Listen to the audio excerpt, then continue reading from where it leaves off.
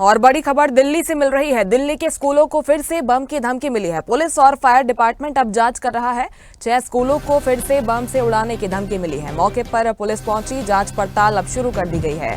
आपको बता दें कि सलवान मॉडर्न, कैम्ब्रिज और डीपीएस स्कूल शामिल हैं जिन्हें धमकी मिली है। ईमेल के जरिए धमकी मिली गई है और पुलिस ने अब जांच पड़ताल शुरू कर दी है। धमकी मिलने के बाद इन स्कूलों की छुट्टी भी कर दी गई।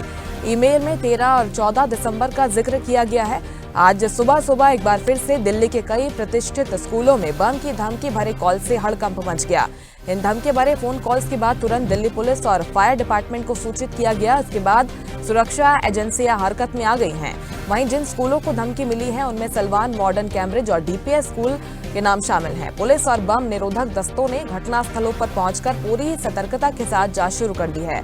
आपको ये बता दें कि कुछ दिन पहले भी दिल्ली के 40 से ज्यादा स्कूलों को बम से उड़ाने की धमकी मिली थी और एक बार फिर से कई प्रतिष्ठित स्कूलों को बम से उड़ाने की धमकी मिली है। ज्यादा जानकारी के लिए सीधे रुख करेंगे। तनु बालियान दिल्ली से जुड़ी हुई है हमारे साथ। तनु, एक बार फिर से दिल्ली के कई प्रतिष्ठित स्कूल ऐसे जिन्हें बम से उड़ाने की धमकी मिली है। हालांकि जब पिछले बार जब धमकी मिली थी तो कुछ निकलकर सामने नहीं आया। फिलहाल क्या अपडेट, अधिकारियों की तरफ से क्या कुछ कहना है?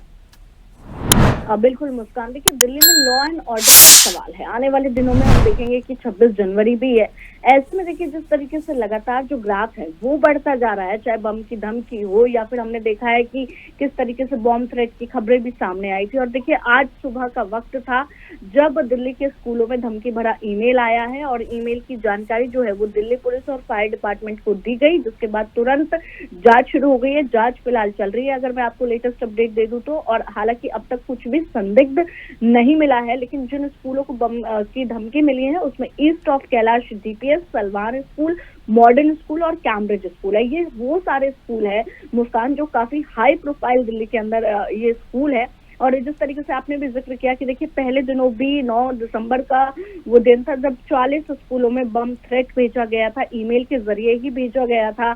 और आज भी ठीक वैसा ही ईमेल आया और बच्चों को घर जो है वो वापस भेज दिया गया है, क्योंकि जो स्कूल मैनेजमेंट है वो कोई रिस्क नहीं लेना चाहता। अब तक की जितनी भी धमकियां निकली हैं वो सारी झूठी है, चाहे वो स्कूल की हो, एयरपोर्ट की हो, फ्लाइट की हो।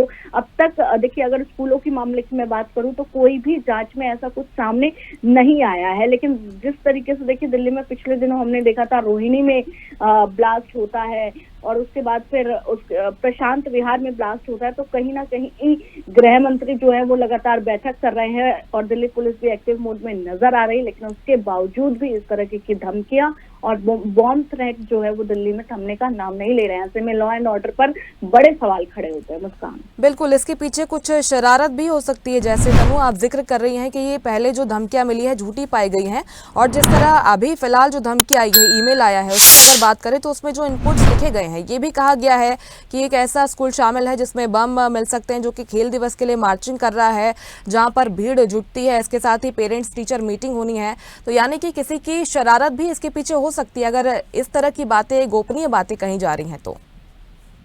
बिल्कुल मुस्कान, देखिए अगर मैं 9 दिसंबर को जो इस तरीके के कॉल्स आए थे उनका ही अगर जिक्र करूं तो जिस शख्स ने धमकी का ईमेल भेजा था उसमें 3000 अमेरिकी डॉलर की फिरौती मांग की गई थी और ये भी उसमें मेंशन किया गया था कि बम इतने छोटे हैं कि जांच में नहीं मिलेंगे और अगर मांग पूरी नहीं होती तो वो बम को विस्फोट कर देंगे।